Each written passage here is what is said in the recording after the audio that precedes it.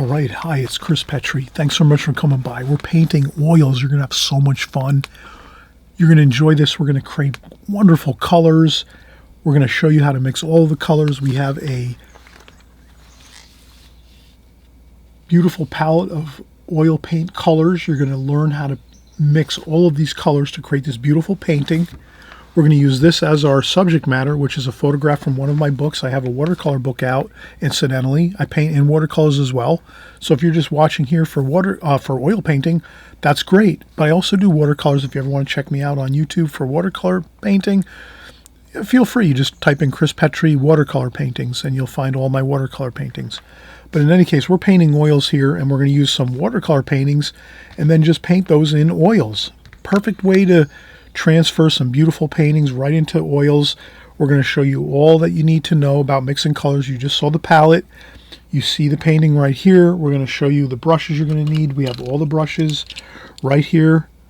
We'll cover each of the brushes, all the brushes you need. We're going to cover the palette knife we use to create some beautiful large areas of color so you can move quickly through your painting using a palette knife. We're going to show you charcoal drawing.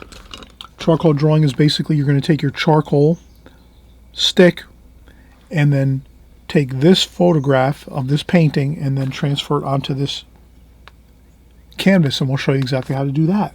And then we'll show you all the details of how to get the rest of the painting done, the colors, the glazings of oil, and then the final bits of detail, as well as how to get the reflections in the water. All of that is all covered here on this video, so stay tuned. We'll be right back, and we'll cover everything step by step as we go, okay? All right, we'll start in just a second. All right, so we're going to get started here. You just saw the finished painting, and I like to always put the finished painting, the oil painting, up first on my first 1 or 2 minutes of my video, just so you can see what it looks like. It gives you an idea of maybe, do you want to paint this or try it out, see how it works out. I'm sure you're going to do fine. We're just having so much fun with oil painting. That's the main thing, having fun with oil painting. We're not stressing too much. You're just going at your own pace. We're all going at our own pace. That's all it is. As an artist, we're all going at our own pace, learning, practicing, trying out different colors, different drawing skills. We're practicing our drawing. We're practicing our painting. We're looking at videos. We're watching videos. We're looking at books that have paintings. We're going online, researching paintings online on Google and all these great places. There's books on eBay that are used books that we can get for inexpensive. There's new books you can buy on Amazon that are pristine condition and are the cutting edge of the newest talents in painting. So you just you're getting into everything as you go in your oil painting journey. We're just doing the same thing here. We're trying to just improve our skills on an ongoing basis. And it doesn't matter if you have time to work 2 hours a day, or maybe you only have enough time to work a few hours a week. It's up to you. It's fine. Whatever you can do, whatever time you can put into your artwork is going to be perfect. It's good for you. So don't feel like you have to put in 4 hours a day. If you put in a half an hour a day, it's great for you. Whatever works for you, you just work at your own pace. Don't ever feel like you have to be working, hours and hours every day or something like that to make improvements. You'll always make improvements as long as you're working a little bit at it. Even every day, if you just did a couple sketches in pencil on some paper to practice your drawing skills, even 15 or 20 minutes every day, that's a great thing. I was practicing that, for years now, because I just know that each day I practice a little bit, even if it's 15 or 20 minutes a day on my drawing, then I just know my skills are going to get better and better and better. And it's the same thing with, you can just, whenever you have 10 or 15 minutes, you can do a couple quick drawings of an apple, an orange, a pen, a pencil, a cup, a mug, a flower, anything you want to. So have fun, practice at your own pace. Don't worry about it. But we're going to I'm going to cover all the things we're going to need to do to get to our finished painting, which is right here in picture format, which I did clip out from my book. And I'll put my book in the description box below, as well as all my art supplies and materials. They're all in the description box below, and I vouch for them. I know they all work well. I'm not going to put anything down below in my description box. You might have to click the word more to see more information, and you'll see all the links to Amazon Incidentally, I basically shop on Amazon all the time. I don't know if everyone shops on Amazon, but it's so convenient. You basically shop there and it gets delivered, and you don't have to go out and waste time and money on gasoline and fighting traffic and all these other things. That's why Amazon was actually created, and the whole idea behind Amazon is basically so that everyone can get things done efficiently when they're purchasing products, and they don't have to waste time, energy, money, fuel, all of these things. You can just alleviate the whole situation by Amazon will come and deliver to your home within a few days, and you have what you need. I'm a big advocate of Amazon. Anyway, some of you may not be so happy with that, but all I can say is I use Amazon all the time, and that's where all the links are down below. And this way you can be painting and drawing in oils and making a lot of progress instead of driving around for hours trying to find things. So for me, it makes total sense. I always shop on Amazon. It saves me a ton of time. When I was younger, I used to have to go out and buy something, and it would take me 6 hours just to buy one item, like a tie or a shirt or something like that, and that makes no sense to me anymore. But anyway, let's get back to oil painting. I'm sorry if I'm going off on a tangent here. So anyway, let's get back to it. We did prime our canvas, so I have a video on that. You can look that up on my channel. You just type in Chris Petri oil paintings and priming a canvas, and I'll show you how you mix a little bit of burnt umber, French ultramarine blue, and a little bit of white. You mix those three paints together, and then you put that onto a canvas and let that dry for about 3 or 4 days, and then you have a nice medium tone on your canvas like we have here. This is a soft canvas with a wood frame. I also use those hardboard canvases in oil, which I'm sure you know about, and those are also available and down below in the description box. So let's get started with our painting. The first thing I just did want to mention is, so that we don't sort of gloss over this, because this is important, let's not gloss over important details. We have a charcoal. This is made by General's charcoal. What I did is I just basically did my sketch with the charcoal. The main thing I wanted to kind of impress upon everyone is when you're making your shoreline for your water, and then your buildings and your shore and your this part of your composition above here, we just don't want to put it halfway. Can you see how that's halfway right there with my charcoal? The best way, and I'll just be honest with you, I've been in many galleries, and I've heard numerous times from art purveyors that are purchasing paintings and purchasing artwork. I've heard them on numerous times walk up to a painting and look at the painting and go, I wish they had put the horizon line lower or higher in this painting. That would have looked so much better. I've heard that numerous times. So all I can say is it's not terrible to put your horizon line, your shoreline, right down the middle of your painting like this. But most times, most experts in art will always say that it looks a little better if you can drop your shoreline, your horizon line of your field. Let's say you're making a field with mountains if you're doing a landscape, or if you're doing like we're doing here and creating this. We're creating this seascape with a city scene above, cityscape. It looks either better if you can drop your horizon line below the halfway point or a little bit above the halfway point.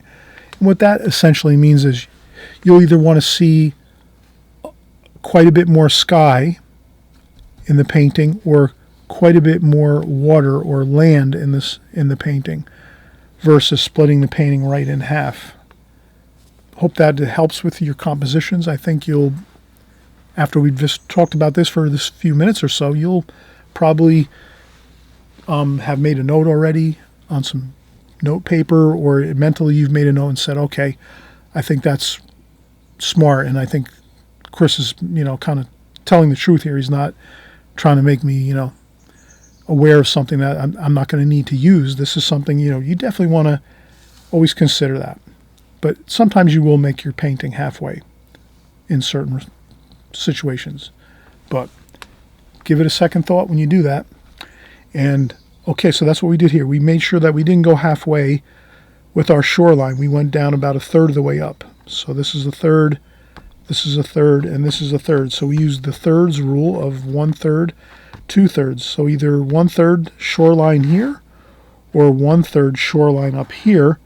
And we were thinking to ourselves, if we want to get this whole city scene in here with this beautiful building, the spires, the domes, the conical roofs, all this good information, we'll want to make the shoreline lower here so we can get more of our buildings and things in here, and our sailboats and our masts and things like that of our boats. And then the water reflections are down here. They're like, the last bottom third. So I think that'll look beautiful. That's how I created it the first time when I did it in watercolor. Let's kind of replicate the same thing. I think it looks fine. It works well. So I just did this pencil, the charcoal sketch here. I just carefully looked at here. Okay, I start to create my drawing, and then I start to say, how far do I want to make my reflections down below into the water? And then I just use the basic, you could take your charcoal, hold it there, put your finger down where the shoreline is, and slide it on down. And that means that you can see where my finger is at the bottom of the painting. That means that this point here, up here, where the point of the spire is, it's right down here. So that means that this is going to be right down here at the bottom. And then we come over here and we say, all right, this is off the painting down here. So we just take this and say, well, let's make our lines anyway.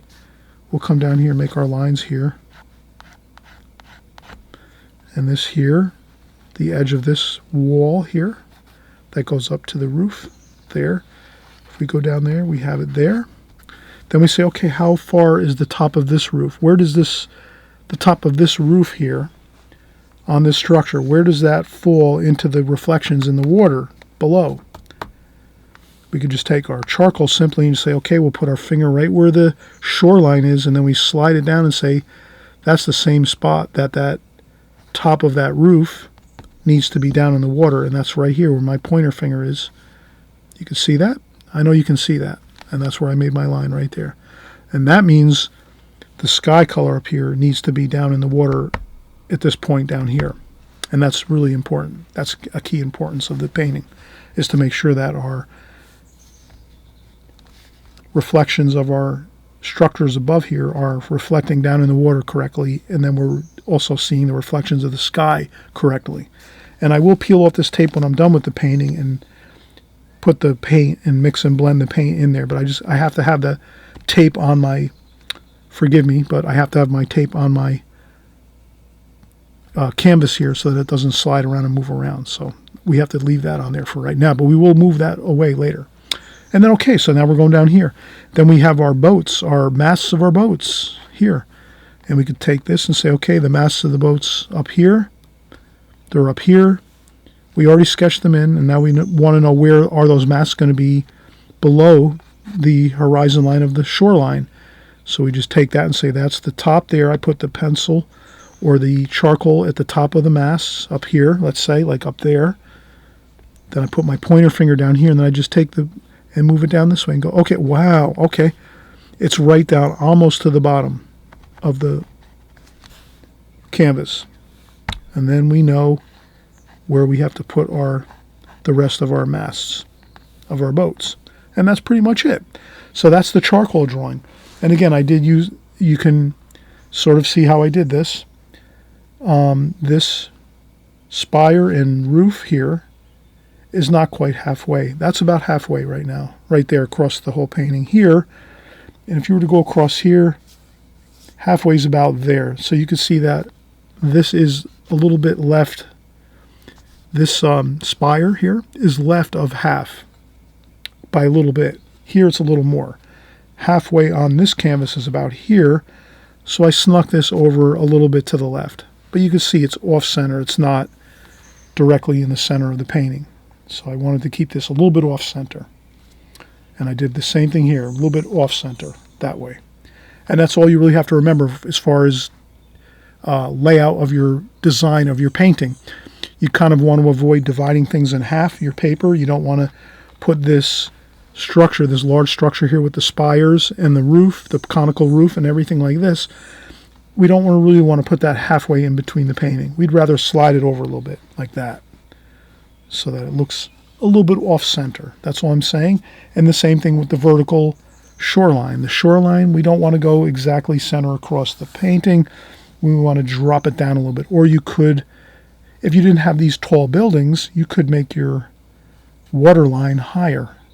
But since we have these tall buildings, we'd rather set everything down and bring the waterline down lower so that we can get more of the beautiful structures and city scenes and cityscape across this painting in the painting itself. Highlight that. All right, so we actually have made a lot of progress so far as laying out of the painting, doing our charcoal drawing, getting our reflections really accurate so that we're not sort of making things way off of what would be considered realistic, somewhat realistic. But you can see we're not going to paint this like we're trying to create a photograph. We're just going to have fun and use lots of colors, and we're going to kind of do this in more of a, a loose fashion. We're not going to try to create tremendous accuracy, but certain things we do want to keep accurate. So that's why I say we want to get the accuracy of the reflections in the water. We want to get the accuracy of having the shoreline not dead center across the center of the painting, but down lower so that we have a larger sky, which can fit in our buildings. So these are things you just want to consider. That's all I'm saying. You might watch this video 2 or 3 different times, and then it'll just make you more familiar with the way we kind of design our paintings as we go in oil paintings. But that's kind of what we want to do. And then now that we've got our painting all set up as far as our design, with our charcoal drawing, our charcoal sketch, a layout of what we're going to do with the paints, now we're just ready to start mixing paint, getting some paint on our canvas, and you're going to have a lot of fun doing that. So I'm hoping you're going to give me a thumbs up if you like this video, and I'm hoping you're going to subscribe too on the right-hand side below. If you like this video and you think you're getting a lot from it and you want to learn more, then that just lets me know that I'm doing the, things that you are interested in learning about with oil painting, or you can leave a comment and say, Chris, I need you to cover more of this or that. Leave lots of comments. I'm always interested in hearing what you are thinking out there, what you want to see more of. Maybe I'm doing too many buildings and too many seascapes, and you want to see more flowers and paint and maybe some more wine bottles and things like this. So you let me know what your favorite subject matter is. Let me know how you like so far the amount of detail I'm putting into this, and then we'll go from there. But again, I'm here to work with you to help you get better, and I'm working all the time to get better myself with oil painting and progressing. I want to always progress in my art, my watercolors, my oil paintings. So together we're going to get better. And let's come back. We'll mix some paints and we'll start painting. Okay? All right. Be right back. All right, we're getting back started again. Let's start mixing our paint to get this wonderful oil painting started. So the first thing I want to do is take some white paint, and I'll just mix that out here a little bit onto the wax paper. This is basically wax paper. And again, this is below in the, if you need to research some art supplies, what I'm using Strathmore palette paper. It's called Strathmore palette paper. It's got a yellow cover on it, and it's really wonderful. You can just mix out all your oil paints, and then when you're done, you just tear off the sheet, throw it out, and you start with a new sheet the next time you create a new painting. Simple as that. All right, so now we're going to take some of that titanium white. So we mentioned we did put out our colors. I'll kind of just go over the colors one more time so we kind of are familiar. We have the alizarin crimson, and again, these are the Winsor & Newton Artisan line of paints, which are water mixable oil colors. And again, I always mention on my channel here, I want everyone to use water mixable oil paints. The reason why is there's no toxic chemicals. There's no paint thinners and turpentines, which can be flammable and dangerous for your studio, for your home. These mix up with, these actually clean up with soap and water. So if you get this Winsor & Newton Artisan water mixable oil colors on your hands, your shirt, whatever, it's going to come out with water. So you can throw your shirts and your pants in the laundry. It's going to come out. You can wash your hands with soap and water, and this paint comes right off quickly with soap and water. You can mix your paints. You're just going to mix your paints with water. So whenever you're going to thin down your paint with a little bit of water, that's fine. You can clean. You're going to be cleaning your brushes with a bucket of, a container of water like this here, container of water, and that's it. There's no turpentines, paint thinners, oils, things like that. If you get a little bit of this on your furniture, on your carpet, anything like that, it washes up again with soap and water. So this is the most friendly oil painting method you can use, or the most friendly oil paint you can use. That's not going to be dangerous. It's going to clean up easy. It'll wash right off your hands, off your clothes, off anything. You might get some on your hands and then touch something like on the couch or anything like that. It's not going to harm your belongings and your furniture and your clothes and things like this. So that's why, and it's non-toxic too. So this is really the paint you want to use if you're working in oil painting. If you're really painting maybe 5 years, 10 years in oil painting, yeah, you're probably going to start researching really high quality stuff that's more, you're probably going to eventually get into like more of the finer points of watercolor where you're going to use finer materials. You might use a little paint thinner, but for what we're doing here on my channel, we're just going to stick with water mixable oil color, which is just simple for everyone. We can all use it, and we don't have to worry about any kind of ramifications of using it. So the colors, again, I bought the full set here. You can kind of see this. This is the Winsor Newton full set of Winsor Newton Artisan water mixable oil colors. Again, I have this down in the dial, the comments box below. I have all the links to all of my art supplies, so if you need to know. But you can just type into Google or search Winsor Newton Artisan paints. You'll find these. So I just have the full set. It's like 12 colors. And they're all here. I put them all out on my palette. So this is the alizarin crimson, cadmium red, yellow ochre, cadmium yellow lemon, cerulean blue. We have phthalo green, which is beautiful. That's like that gorgeous, it's like a cool green, like that's like ocean water. It's just that's one of my favorite greens. Turquoise. It kind of looks like turquoise a little bit between these. Well, this looks like turquoise to me with a little bit of this mixed together, but this is just a beautiful green. French ultramarine blue, one of my favorite blues. Burnt umber, what a beautiful earth tone. Burnt umber we use all the time for earth colors. We use it to tone down our blues, to gray down our blues a little bit. So, wow. These are just great basic colors you're going to always use in oil painting. And they have them all in that one set with the Winsor & Newton. And then, of course, we have our titanium white, which is what we use to lighten up our colors, to make them lighter in value, tonal value. So if we want to make a lighter blue sky, we're going to use some of the white, and then add our blue to it. So that's what we're going to do. We're going to add some French ultramarine blue to our sky color, as well as some cerulean blue, like this. Maybe a little bit of burnt umber too, to gray it down a little bit. We don't want to make it incredibly high intensity blue. So that's what we're going to do. We're going to mix up a sky color that we think is going to match what we have here.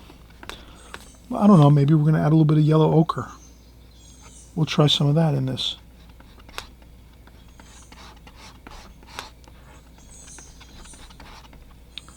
A little more white.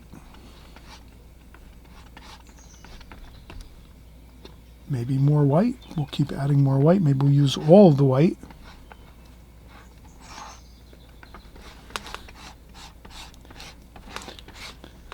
You might come up with colors, different colors when you're doing paintings that are other than what you've set out to do. And I'm saying go with the flow. Sometimes you might create some beautiful colors when you're creating some mixes of color that you're using. You might find incredible mixes of colors.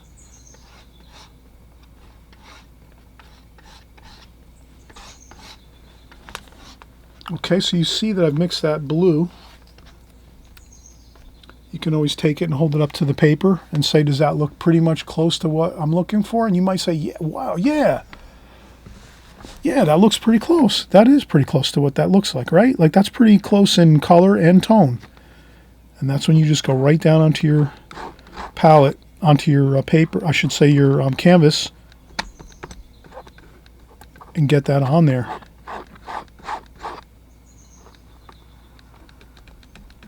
And we are having fun. That's the main thing. You want to have fun with your oil paintings. You want to enjoy it. You're getting on some gorgeous, beautiful colors. They're thick. They're nice and oily, and they're just great. And you just get them onto the canvas with your palette knife, like this. And you can kind of see how a palette knife works really well because you can use it as it's like a straight edge, like a ruler. You can get some beautiful right angles like that. There we go. And you can you can touch up with your brush eventually. Once we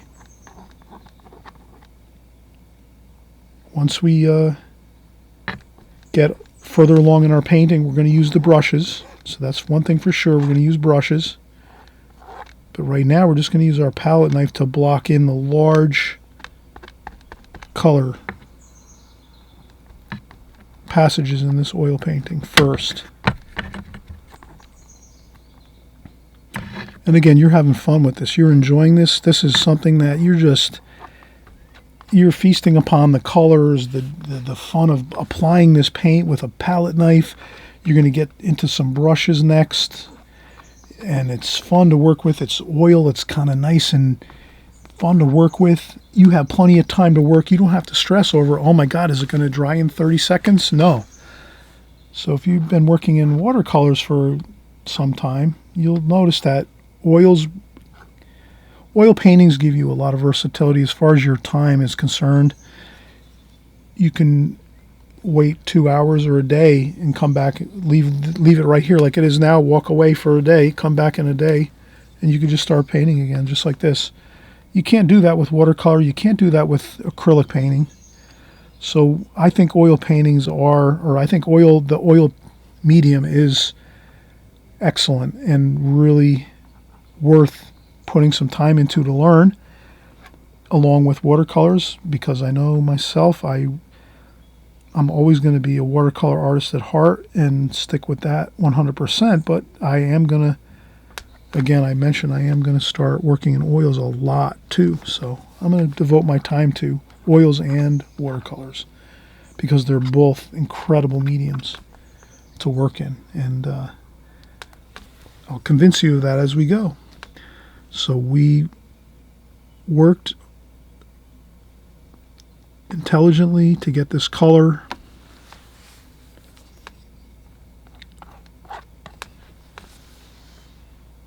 A nice, beautiful sky blue.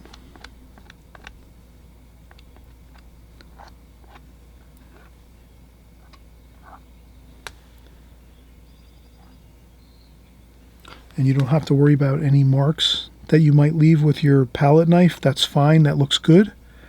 That's another great thing about oil painting is it looks good when you're making all kinds of different marks on your paper with the oils. With your palette knife, then we'll go in and we'll use our brush. One thing with the palette knife that's really incredible is you get beautiful straight lines. Incredibly concise straight lines. So if you're doing anything with architecture, buildings, houses, anything that you can think of that has straight lines, you're going to have a really wonderful time creating those effects with your palette knife.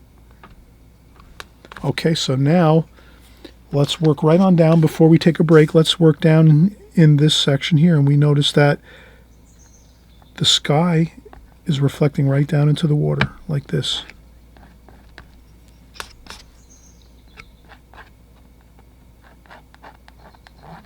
just like this.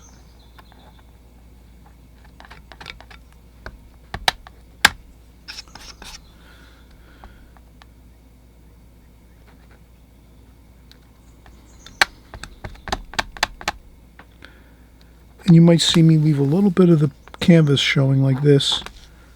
I just want to keep my horizon line straight. So I'll leave a little bit of canvas there showing. And then I can peel off this tape just a second here. I'll leave the tape on actually. I don't have to worry about that. I'll leave that tape right where it is. And I'll just keep going right here, and we're going to finish up here.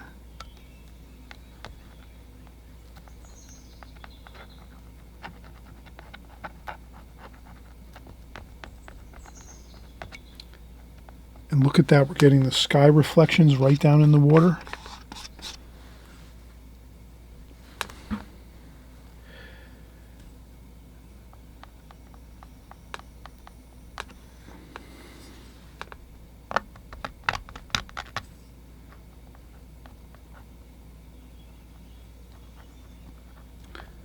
So I'm just looking up here and saying, okay, there it is. And then down here, there it is. And you can kind of see how that's pretty much straight right down, like that. So that's the sky down here.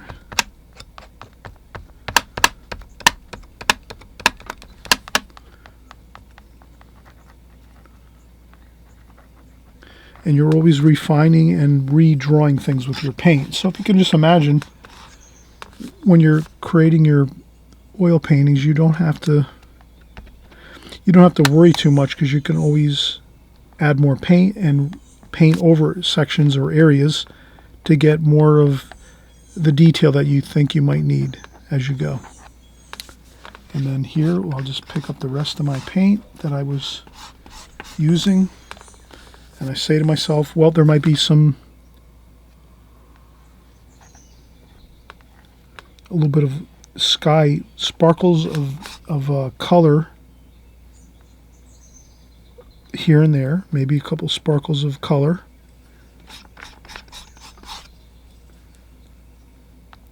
Like this here and there.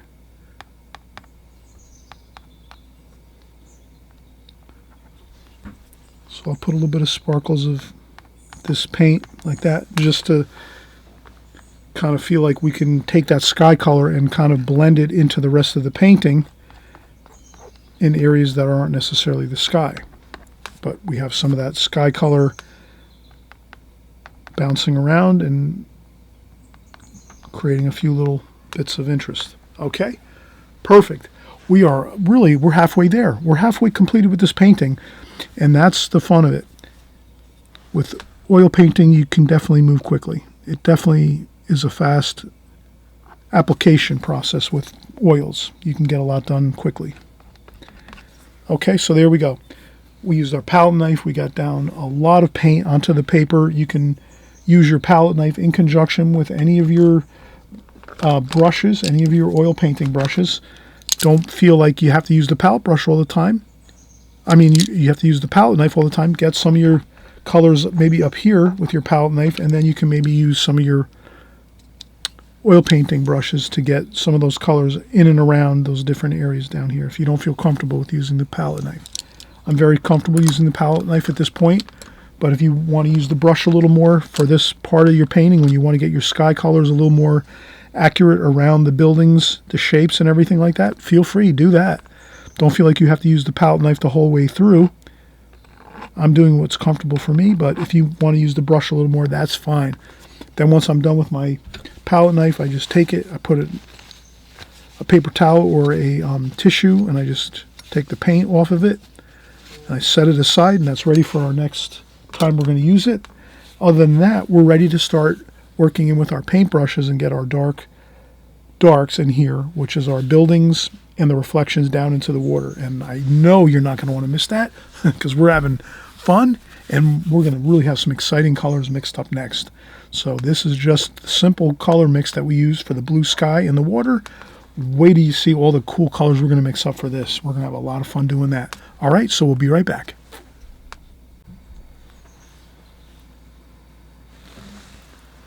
All right, so we're getting started again, and what I think I wanted to do right now is, it's kind of important. I want to mix a little bit more. I used all of this sky wash that we did blend down into the water. Basically, our water is reflecting, our sky is reflecting down into our water. So we made our sky wash, basically our sky glazing, down into our water. So I did use all of that here.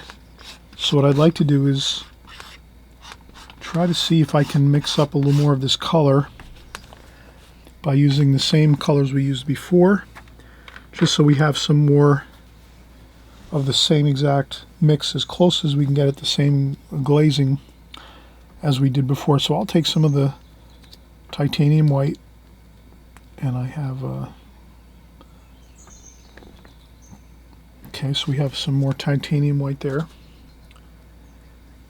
I bought a couple of really very large tubes of titanium white, the Winsor & Newton Artisan titanium white, because we do go through a lot of white, titanium white, when we're working in oil painting. So if you're joining along with this and you think you're going to be painting with us for a while, try as best you can, if it's at all possible, to try to pick up some extra large tubes. I don't have one right here next to me because they're across the other way, across the studio. But I'm almost done with this one here. So this one's almost depleted, this titanium white that I have with my set, that it came with the set. But I just know that we're gonna use a lot of white. So if you can get a couple of extra really super large tubes of Artisan, Winsor & Newton Artisan paint, it'll be good, because you're going to need a lot of white. I'll put a little more of the cerulean blue here because we did use some of that. And let's see, now we use lots of white, so we're going to pick up some more white. Now here we don't have to mix up a tremendous amount. We're just going to need a little bit to mix in here as we're doing our buildings and our reflections. So I don't want to go overboard and use too much. So I'll use a fair amount, and then we use some cerulean. We use cerulean. We used a touch of burnt umber too, to just gray it down a little bit, like that. We used a little bit of ultramarine blue.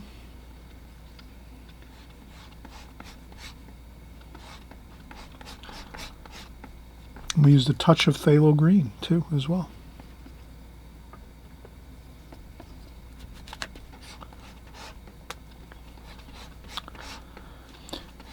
Phthalo green is extremely strong, so I would be very careful putting that into the mix. I'd use only a very tiny amount of that. And then some more of the cerulean blue. A little bit more of the brown to gray down a little bit. Alright, so we're pretty close to what we had before. Right? That's pretty close. If you can see that, you can see that. We did mix a pretty close mix to what we had before. It's a little more green, so I think I could get a little more phthalo in there maybe.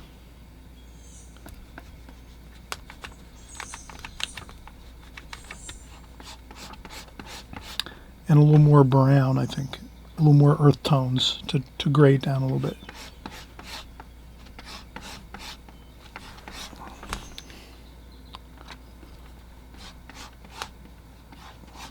And a little more white.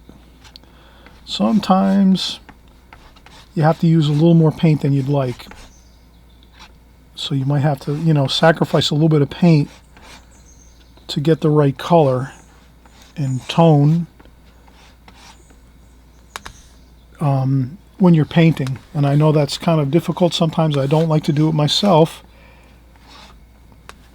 because I don't want to waste any paint, but sometimes in the mixing process the paint does get gets wasted a little bit, but you can see I mixed it pretty good there. That's almost the same exact color, almost perfectly to the color of the sky and the water. Maybe we'll just do a little test here. There we go. See, we have it right here. Let's just do a test. There it is. Now what we'll do is we'll scrape off a little bit off the painting and see how close it is.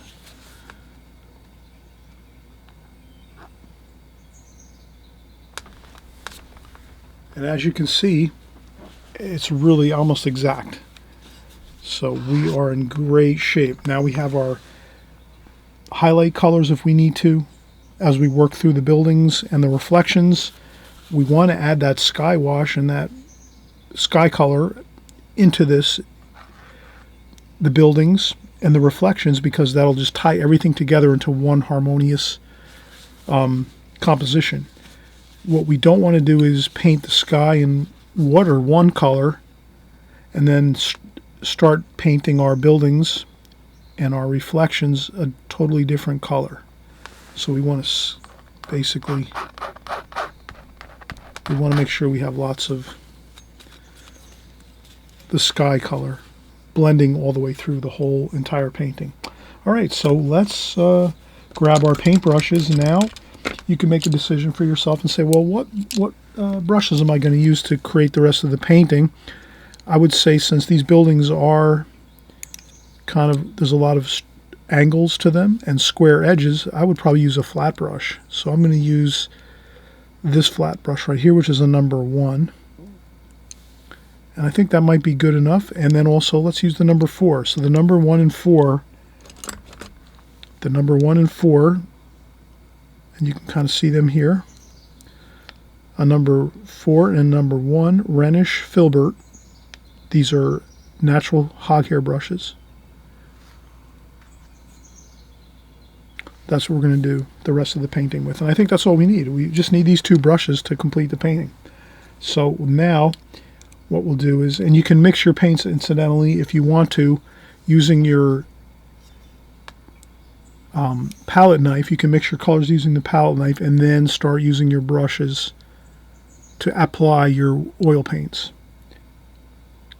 It might save on your brushes a little bit so that you're not like really working your brushes too hard. Your brushes will kind of fare better if you're mixing the colors with your palette knife first and then you use your brushes to paint.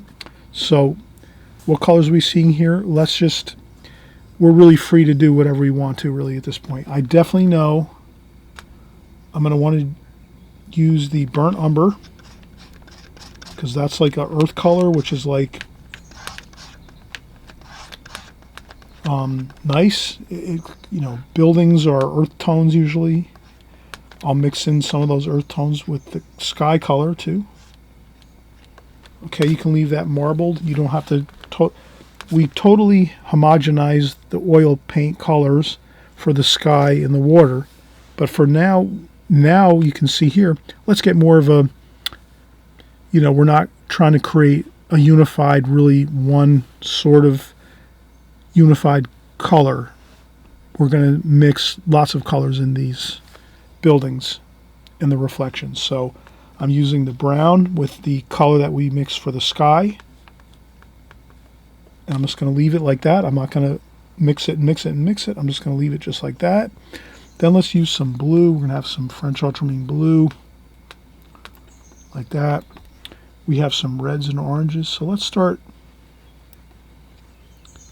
just taking some of the colors that we have here. The yellows, the golds. There's some reds.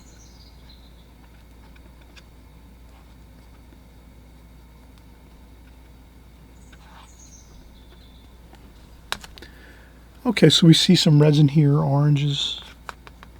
If you need to add a little bit of more orange or red or whatever you have. I think I saw a tube of paint fly off my table. I don't see it now, so I have to go find that later. But I'm not going to worry about it. Lemon yellow. Okay, so we have just a whole conglomeration of colors here. Let's go with that. Okay. I'll take my palette knife, use a tissue or a paper towel, clean off my palette knife. And let's get with our brushes here. I'll use the larger brush first, the number 4. So you can see the number 4 here.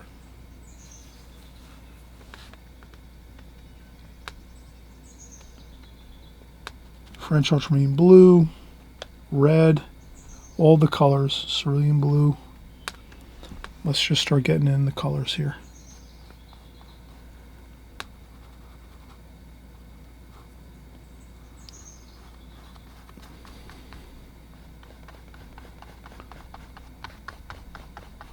Okay, what I'm going to do is take that first bit of colors that I just grabbed here, which is essentially the reds, which is alizarin crimson,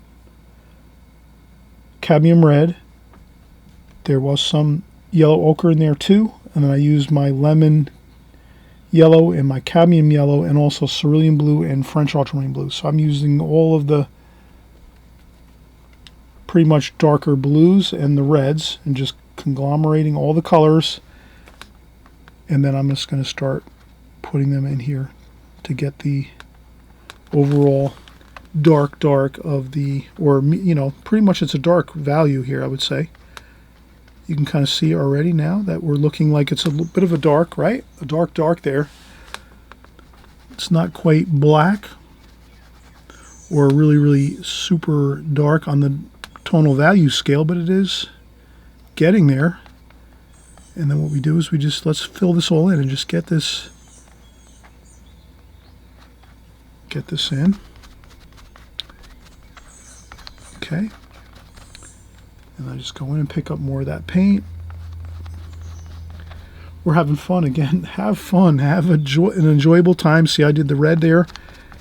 And then I just kind of mix that around. Add some of the red. So it's kind of looking like basically almost like a purple, blue, and red.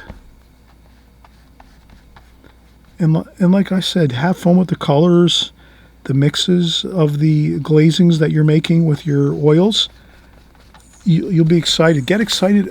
I think the most important thing, if I can share anything with you that's going to really get you excited and really juiced about doing oil painting, is really get into the colors, get into the color mixes. You know, you can create your own fantasy colors or colors that you just enjoy yourself. You might say, oh my gosh, I really like that blue. It's kind of like a grayish blue green. I really like this a lot. I'm like tremendously stoked about this bluish green gray that I created for the sky and the water. And now I'm really happy with this purplish blue red for the buildings. And so right now, again, I'm feeling good. I'm having a great time of it. And that's what oil painting is all about. Or even if you're painting in watercolors, whatever it is, whatever medium you like to paint in. Maybe you paint in acrylics and now you're trying to try some oil paintings, or watercolors and you're trying some oils out.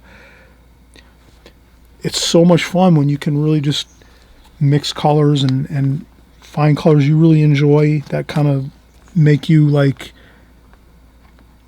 feel like, yeah, that's a color I really like to see. I'm really like, it's looking good on the canvas here, and it's blending well and looking good with everything else, and that's what we want to do.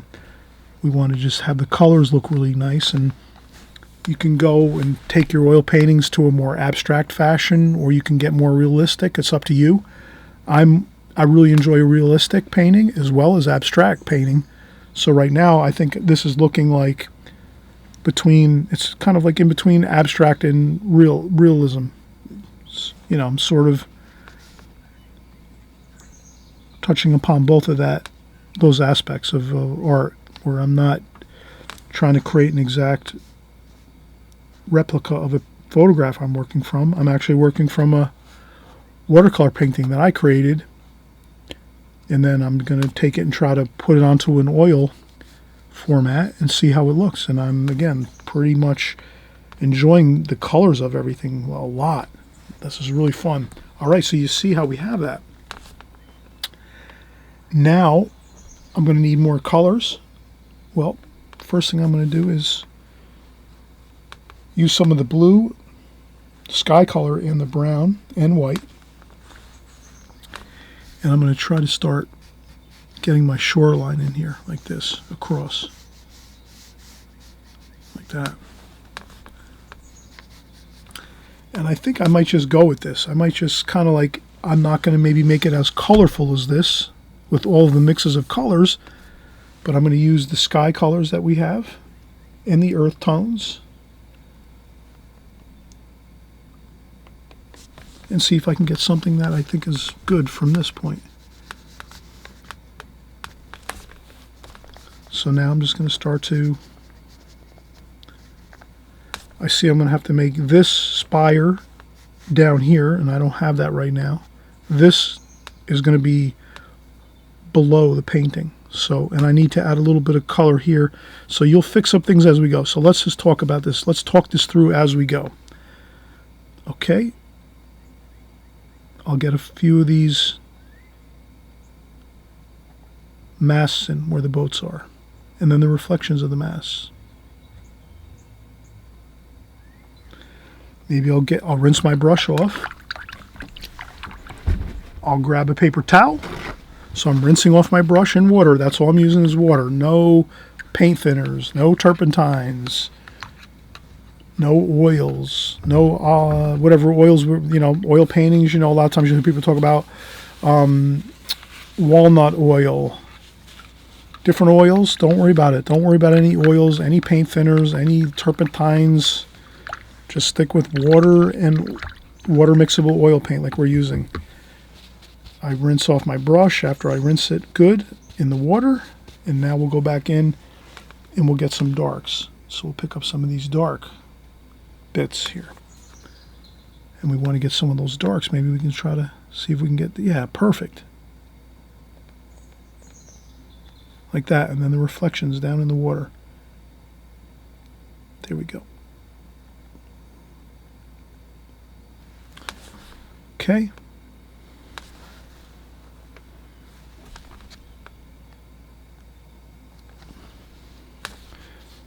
Wipe off the paint.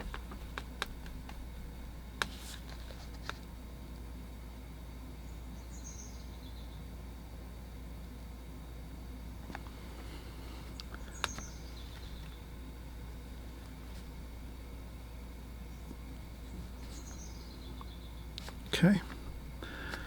So we have some of those masts of these boats here, fishing boats and sailboats.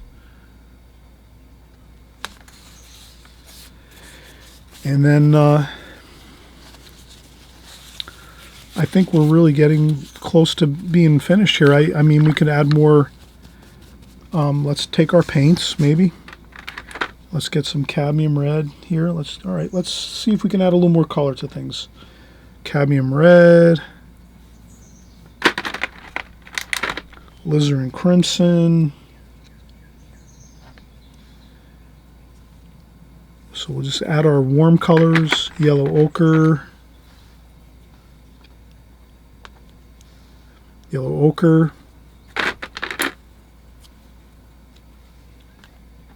cadmium lemon yellow. All right, I think my cadmium yellow sailed off my art table and went somewhere, and I don't know where it is. That's all right. So now maybe we'll take some of these. Cadmium yellow, lemon, yellow ochre, a little bit of cadmium red.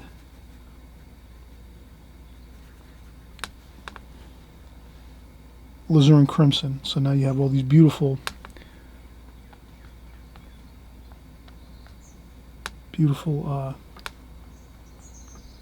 warm colors, the warm reds. Try to blend down into the water the same colors you're using up above. We put them down here like that, so reflect everything down. I rinse off my brush now. I rinse it off really well in the water bucket. Dry it off. Maybe some more yellow ochre, so we have some yellow and golds in there.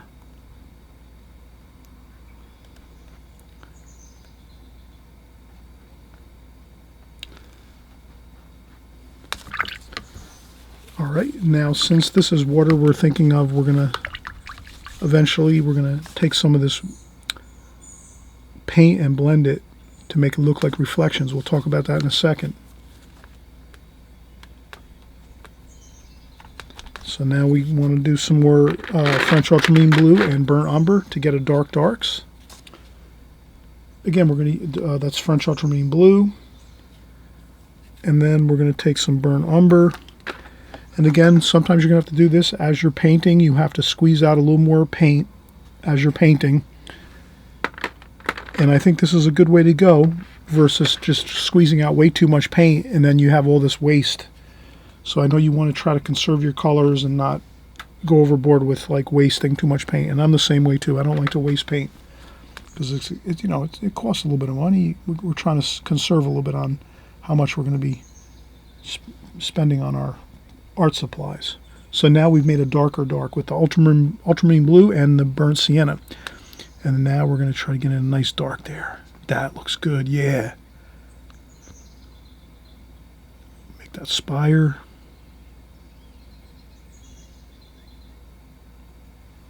Like that.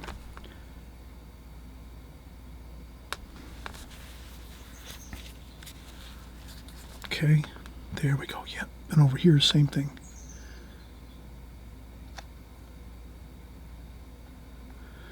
Then we're going to have to come down here and do the same thing. We'll take this spire here and go right down here and just get that in there. Like that. Maybe a little bit of dark there, up here. A little bit of dark there. Kind of just mirror that down. Like that.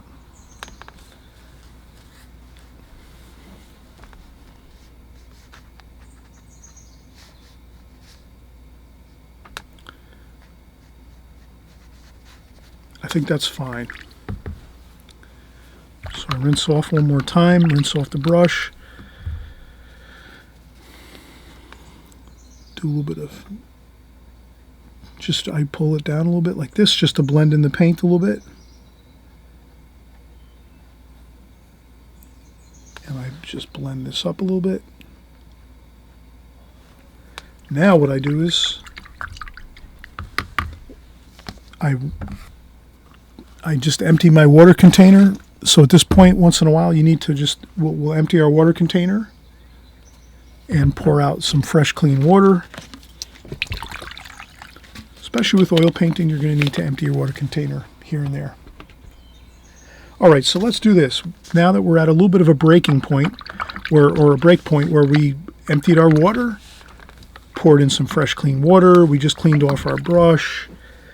I'm going to grab some new paper towels. Here I got some brand new paper towels. Look how good my brush is here.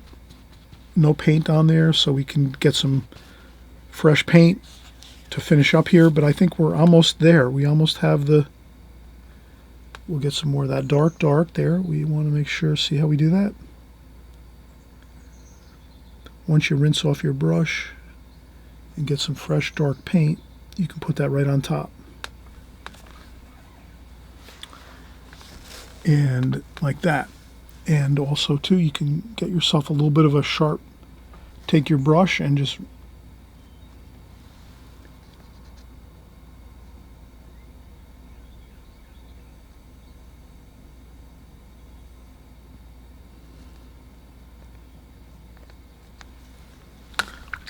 some of those sails and masts. There we go.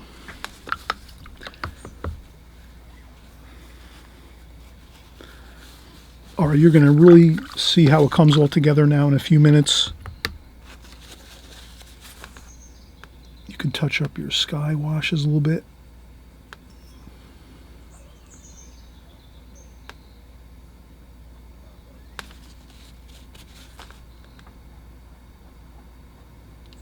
You can always use your brush to blend in some paint in your sky, your water.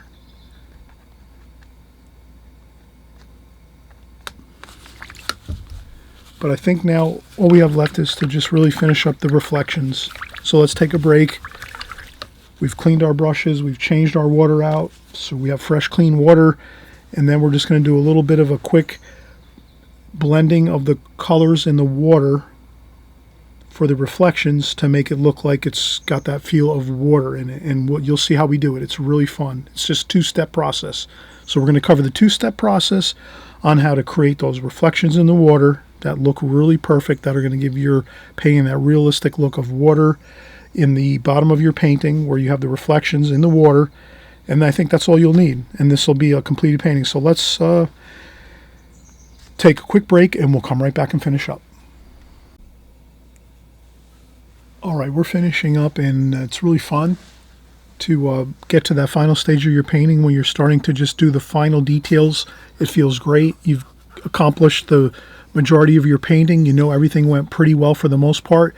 If your painting didn't come out well, when you create, if you're painting along with us here and your painting didn't come out like where you're happy with it, that's okay. You're just going to start another one in a day or two. Maybe you're going to start something different. Try maybe a different painting. Sometimes it's not always the best thing to try doing another painting, the same exact painting. You might want to try something different and then come back to this one again if this one didn't turn out great for you. But I think this one should come out fine, actually. It's not, tremendously complex here.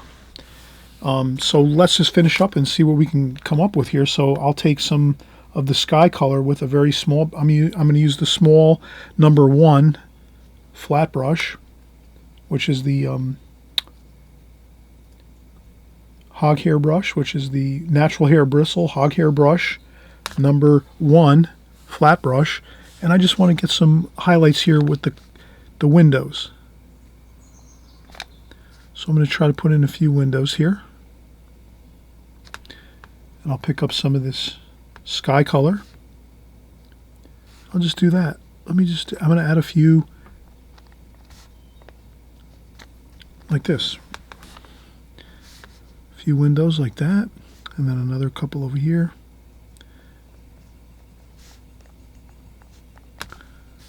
Okay. Like this. Then what I'll do is I'll take these same windows and come down here and just try to replicate what you see down here. For the most part, it doesn't have to be perfect, but I'm just going to take the same idea of looking here and saying, okay, this here is the same distance here, there, and then I kind of go there. Trust me, I've been painting for 20 years, so this is, you can always take your time more and maybe measure with a ruler. You can always take like a small ruler, like a half ruler. You could take a half ruler and then put some windows on here like this. And then say, okay, where do I got to go with those? Well, you're going to go from here down to the shoreline, and you're going to go the same distance. So you might say, oh, that's a half an inch. Half an inch to the shoreline, and then a half an inch out to where the water is. Half inch here, half inch here. So half inch from this window, which is the reflection of the sky color, the light, half inch down to there, and then another half inch over here. Maybe I went a little too far there, but we're going to do some reflections down here. So we just want to get the basic idea of some reflections down here in the water. Same thing here. I'm just going to add a few there. Like that. So I hope that's kind of helpful for you, that you're just going to try to mirror that same dimension. So if you have half an inch from here to the water line, well then now you're going to have to go a half inch from the water line to that highlight there. So 1/2, 1/2, 1 inch, 1 inch. So you're just basically going the same amount of distance from here to here, from here to here.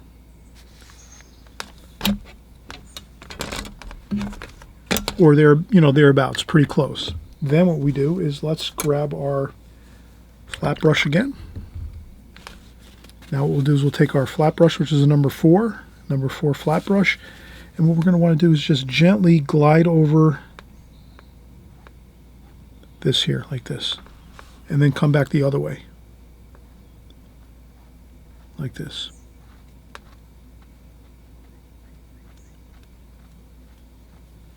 And then this way.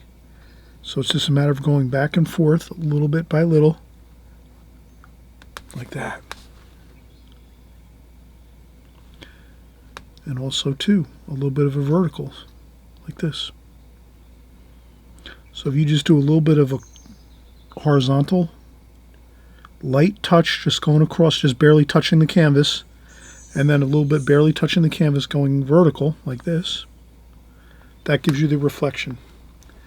And then you can also, if you really want to kick it up a notch, you could take it and just take your palette knife and just do a couple lines across like this. Just like that. Just a couple lines across like that. You don't have to put anything on your palette knife other than just clean your palette knife off and just do a couple little horizontal strokes across this here. Movements across it like that. Can you see that? How good that looks? Then another thing we can do is take a little bit of that sky color with our palette knife. Just get a tiny bit on our palette knife. And then just do little touches of light going across here.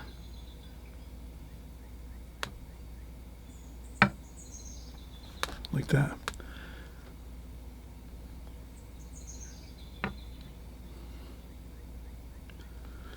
You can also take some darks with your palette knife. Get some darks on there and do a couple darks within the same idea. Here and there, hit and miss though. You don't want to cover up over that light that you just put in there. You just want to add a few darks in there. Maybe even a couple of darks like that.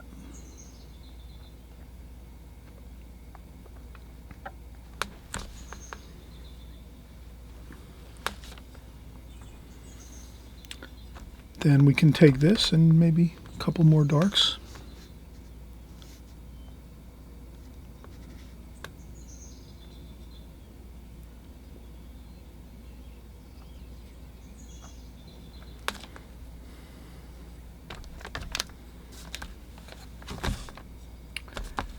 And again, we don't want to overwork it. That's one of the keys. Have fun with this and don't overwork it. Already I'm starting to feel like I'm maybe getting into that point where I'm going to overwork it. I'll get some more of that light color of the sky. And just I want to put in a few of those windows that I just kind of like covered over by accident. I just did a little too much fussing around. Okay. The only thing I can see us having a little more to do here is maybe a little bit of the darks with the flat brush number 1. So I kind of make my brush, I keep moving my brush really through the paint to get like a flat edge on the brush, a nice flat edge like this, like that. And then maybe I just get a little bit of a little more of a point here on this. That.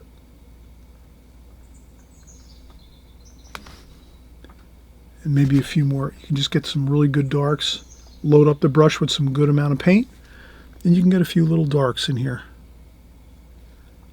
like this, and maybe a few up here.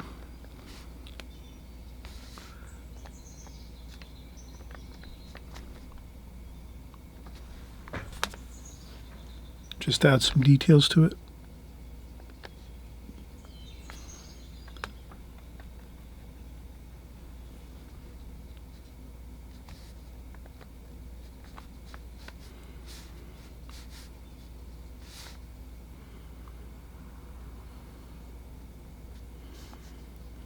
And there you have it. You see how we've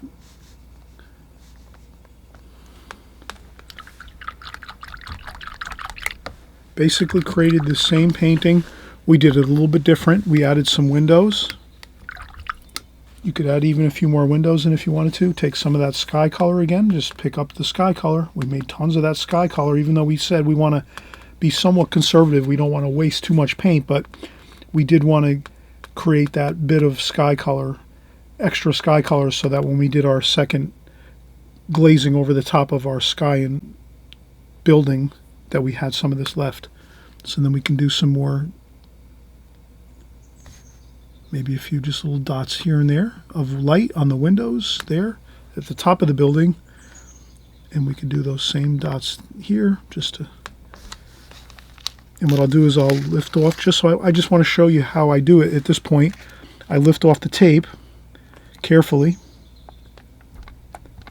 See, I have to tape this down when we do the video so that my canvas doesn't move all over the place. But you'll see how with oil painting it's so much fun. You don't have to worry about that when you tape down your canvas, and you will want to tape down your canvas when you're working. You do not want to work with a hardboard canvas or a canvas like this where you have the soft canvas over the top of the wood frame.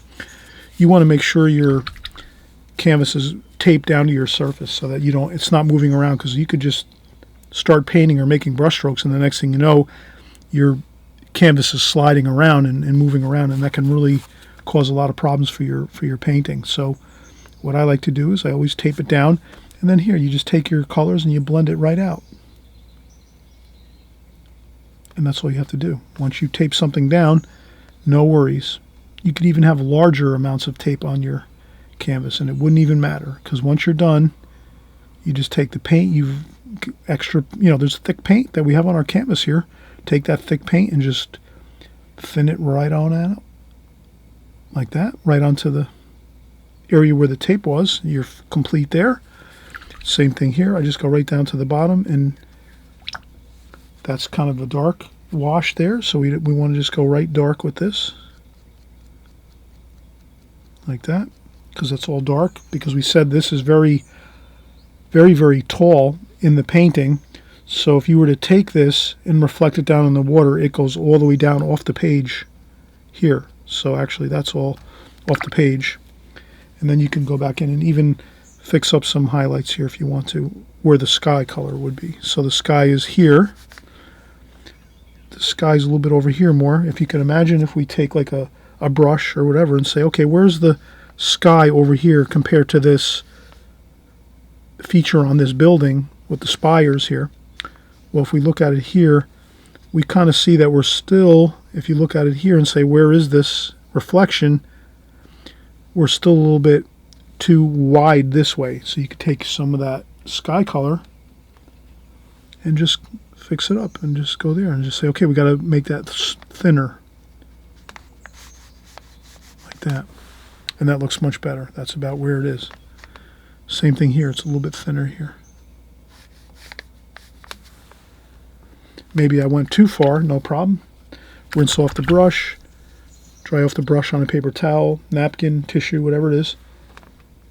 Get some more of that dark, and just kind of add it over here.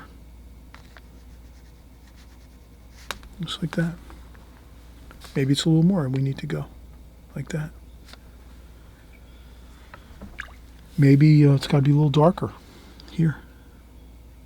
Like that. Maybe we went too far to the right over here. No problem. Grab some more sky color and go over here.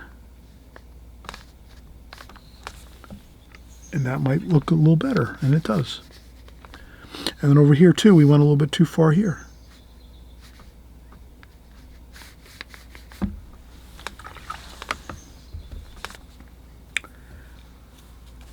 After that, a little bit of dark over here. So just remember, you're going to counter adjust and adjust, counter adjust as you go.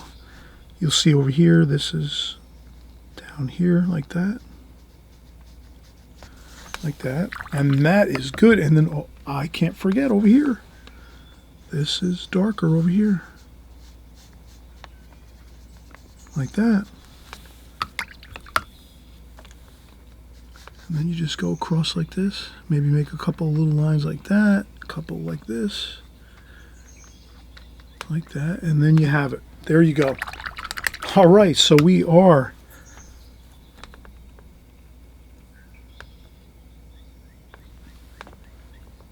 and again, if you need to, you can grab anything that you can think of, curtain rods, wood dowels, paintbrushes, whatever you have. If you need to add something, if you need to add some detail and you need a steadier brush, you can just use this. I use this wood dowel. I just rest it on the table and just do this. like that. If you need to tidy up a few lines.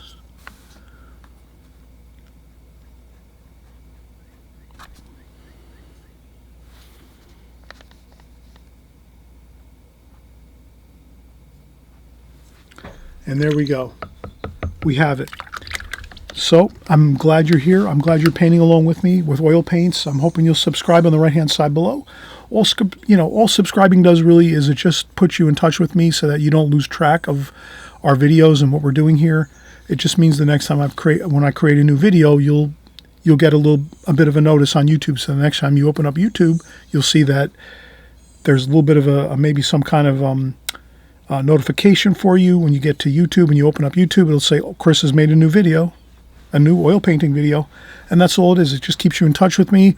You won't get any emails, any text messages, phone calls, any silly nonsense like that. YouTube just wants you to basically know that there's a way for you to keep in touch with me week after week, month after month, and year after year, and that's just you hit subscribe, and then you're locked in, and you'll be at the right place at the right time each time we get together. And I'm making new oil painting videos every week or every other week. Depends on my schedule. I'm trying to get in one a week, but sometimes I might go one every 2 weeks. But we'll always be working here on my channel going forward. So please enjoy. Please keep coming back, having fun with us here. And again, we're going to be creating lots of paintings just like this. And we'll see you on the next video. Again, thanks for watching. And if you're brand new here and you haven't been here before, I really appreciate it. You're at the right place at the right time. And again, we're doing everything here, oil paintings on this channel. So buckle in, strap up, get ready. We're having lots of fun.